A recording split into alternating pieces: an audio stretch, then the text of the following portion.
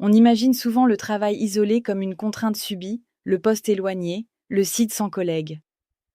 Pourtant, pour une partie des travailleurs isolés en France, la solitude professionnelle est un choix, parfois même un argument de carrière.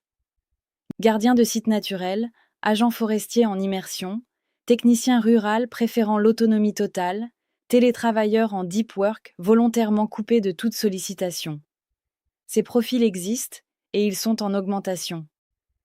Alors, quand l'isolement est désiré, l'obligation légale de protection s'allège-t-elle pour autant ? En droit du travail français, la réponse est sans ambiguïté, non. Le fait qu'un salarié choisisse ou apprécie l'isolement ne change rien à trois réalités. Le risque physique reste identique, une chute ou un malaise cardiaque n'est pas moins grave parce que le travailleur appréciait sa solitude. Le délai de secours reste le même facteur aggravant, surtout en zone reculée. Et la responsabilité de l'employeur reste pleinement engagée.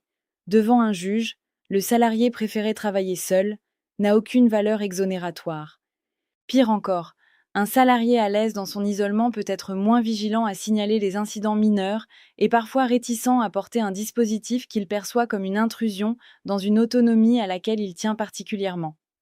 La bonne nouvelle, c'est que protection et liberté ne sont pas incompatibles. Un agent forestier en immersion n'a pas les mêmes besoins qu'un télétravailleur urbain. L'évaluation des risques doit intégrer la réalité du terrain, couverture réseau, délai d'intervention, autonomie de la batterie, conditions climatiques. Comprendre le métier avant de proposer le boîtier pour que la solution serve le quotidien du salarié plutôt que de s'y imposer. Vous êtes concerné ? Les solutions Doomap s'adaptent à toutes les configurations sans engagement de durée. Contactez un expert Doomap, on fait le point ensemble.